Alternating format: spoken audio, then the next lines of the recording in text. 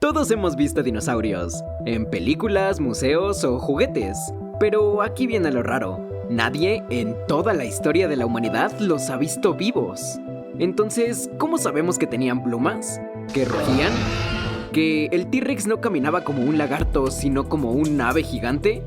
La respuesta está en una de las ramas más fascinantes de la ciencia, la anatomía comparada. Y créeme, esta historia va a cambiar la forma en que miras a las aves y quizá a ti mismo. Bienvenido a Quantora.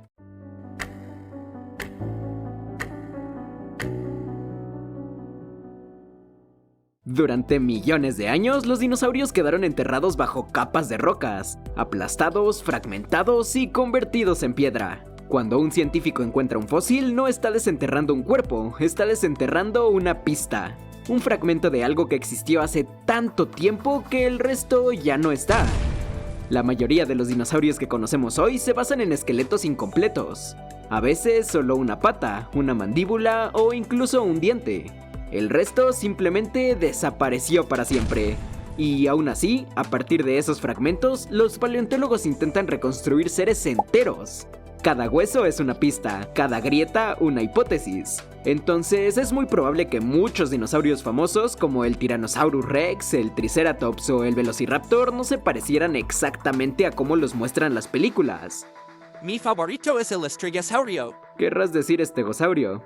Bueno, el mío era el espinosaurio, hasta que lo nerfearon y ahora parece más una garza gigante que un depredador. Pero bueno, esperemos su siguiente actualización. ¿Cuál fue el favorito de ustedes? Pueden dejarlo en los comentarios. ¿A quién le hablas? Ups, un accidente. Durante mucho tiempo, la ciencia no tenía una forma clara de hacerlo, y los primeros intentos fueron tan fascinantes como equivocados. Antes de que la biología hiciera sus avances, reconstruir un dinosaurio era un acto de pura imaginación. Los científicos sabían que esos huesos eran de criaturas enormes, pero no tenían ni idea de cómo encajaban. Así que literalmente les ponían carne sobre el hueso y rezaban para que tuviera sentido. El resultado fueron criaturas que parecían más salidas de una pesadilla que de la Tierra prehistórica. Algunos paleontólogos del siglo XIX pensaban que los dinosaurios eran simples reptiles gigantes, pesados y torpes. Los dibujaban arrastrando la cola, caminando como cocodrilos hinchados y con cuernos donde no iban. El famoso iguanodón, por ejemplo, fue representado durante años con un cuerno en la nariz, hasta que alguien descubrió que ese cuerno era en realidad su pulgar.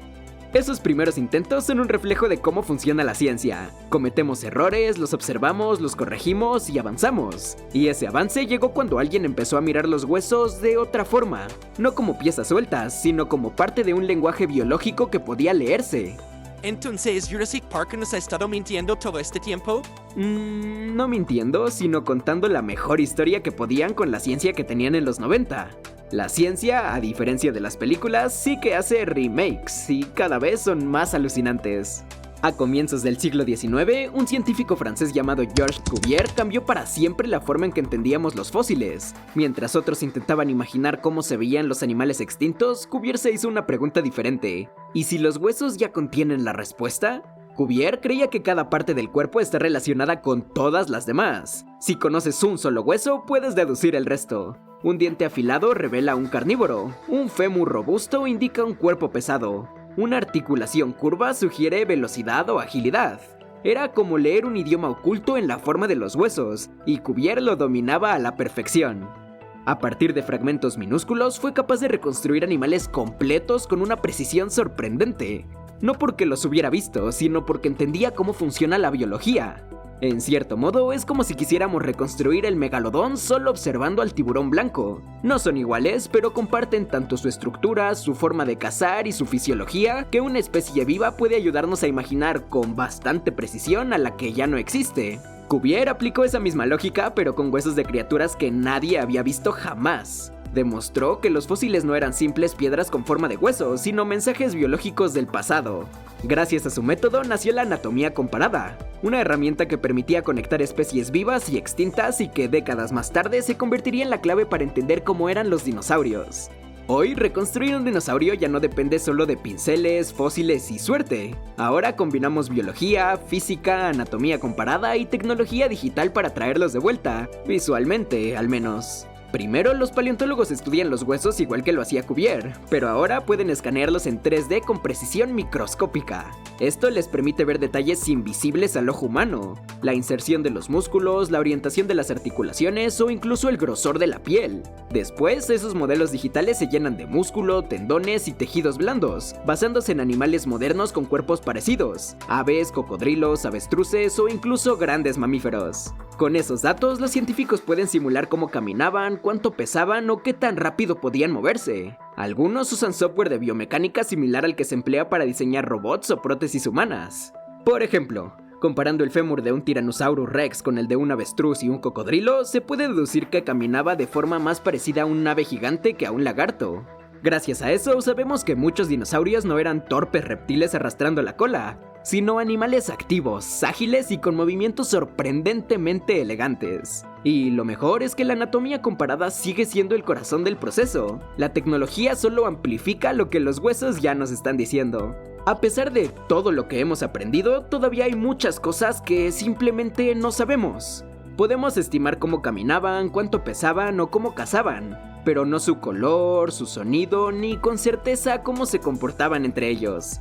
Algunos fósiles excepcionales, aquellos que se conservaron impresiones de plumas, piel o pigmentos, nos han dado pistas asombrosas. Por ejemplo, ciertas rocas muestran diminutos sacos de melanina, los mismos que determinan el color de las plumas de las aves actuales. Gracias a eso, hoy creemos que algunos dinosaurios tenían tonos metálicos, azules o rojizos, pero sigue siendo una reconstrucción basada en probabilidades.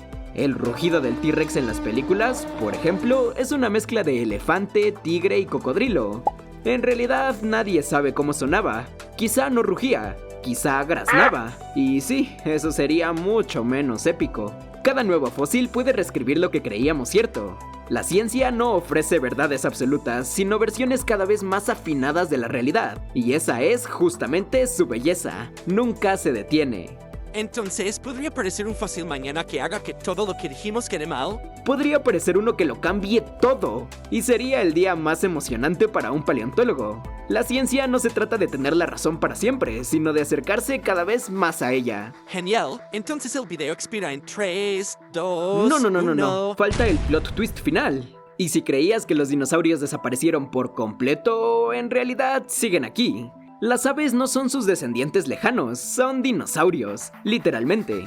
Todo lo que la anatomía comparada nos enseñó, los huesos huecos, la estructura de las patas, la forma del esternón, los pulmones y hasta la postura al incubar huevos, conduce a la misma conclusión. Las aves son la rama sobreviviente del linaje de los dinosaurios terópodos. El Velociraptor, por ejemplo, compartía casi las mismas proporciones óseas que un halcón. Y un Gallus gallus domesticus, sí, una gallina, tiene más en común con un T-Rex que con cualquier reptil moderno.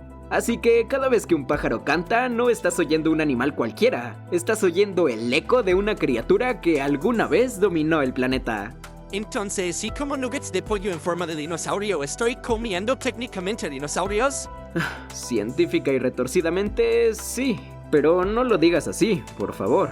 Cada fósil es un mensaje del pasado, una huella que sobrevivió al tiempo para contarnos que nada desaparece del todo, solo se transforma. Gracias a la biología, anatomía comparada, la tecnología y la curiosidad humana, fuimos capaces de reconstruir criaturas que el tiempo intentó borrar, de convertir fragmentos de piedra en retratos de vida.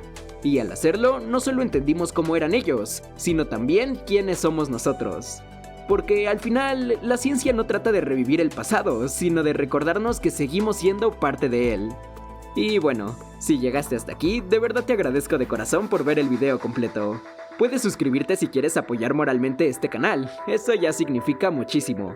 Nos vemos la próxima semana, y prepárate, porque nos volveremos haters de física.